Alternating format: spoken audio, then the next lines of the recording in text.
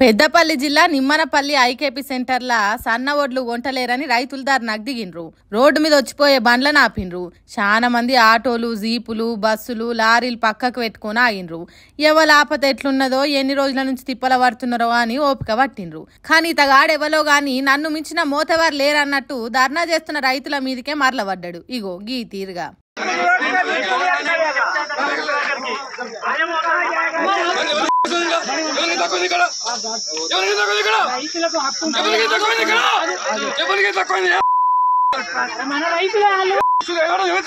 చూడుండ్రి కావురం పట్టిన మాటలు ఎట్లా మాట్లాడుతున్నాడు. ఎవరికి తక్కువైంది ఇక్కడ, ఏం తక్కువైంది ఇక్కడ, ఎవరికి నొచ్చింది అని బూతు పురాణం మొదలు పెట్టిండు. అక్కడ పోలీసులు కూడా ఉండి ధర్నా చేస్తున్న రైతులను ఏం అనకుంటూ ఊకున్నా ఈ తురుం ఖాన్ మాత్రం ఆగుతలేడు. చల్ ధర్నా బంద్ చేయండ్రి, మీకు రోడ్డు మీద కూర్చునే హక్కు ఎక్కడిదిరా అన్నట్టు బల్పు మాటలు మాట్లాడిండు. నన్ను ఇక్కడ నుంచి పోయేటట్టు చేయుండ్రి అని పోలీసుల మీదకి పోయినట్టు రుబాబ్ చేసిండు. ఇట్లా ఈ రంగం చేస్తే ఎంతకని ఓపిక పడతారు. చూసి చూసి అంగి గల్ల పట్టి గుంజి కొట్టిండ్రు రైతులంతా కలిసి.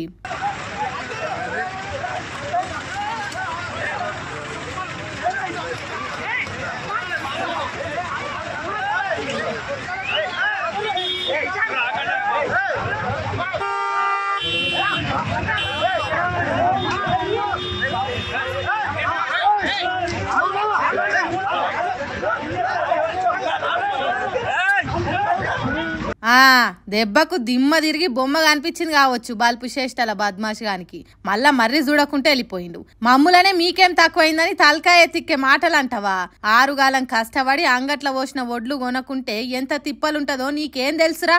ఎప్పుడు వాన పడుతుందో, ఎండిన ఒడ్లు ఏమైపోతాయని రంది కొద్ది మేము ధర్నా చేస్తుంటే నువ్వు తిన్నదరగని మాటలు అంటావా అన్నట్టు పొట్టు పొట్టు చేసిండ్రు రైతులు. అట్లా కుమార్ అనే ఈతగాడు కాంగ్రెస్ పార్టీ కార్యకర్త కాబట్టే ఇట్లా మాట్లాడిందని అంటురు కొందరు. మరి దాంట్లో నిజం ఎంతున్నది అనేది మనకు తెలియదు. కానీ ఈగో ఇట్లా తెరువు పోయి అన్నించుకున్నట్టు చేసిండు అట్లా కుమారు. రైతులంటే ఎప్పటికీ అమాయకులు కాదు. అప్పుడప్పుడు వాళ్ళకు కూడా ఆవేశం వస్తే మాతోని గిట్లుంటదా అనేది నిరూపించిండ్రు.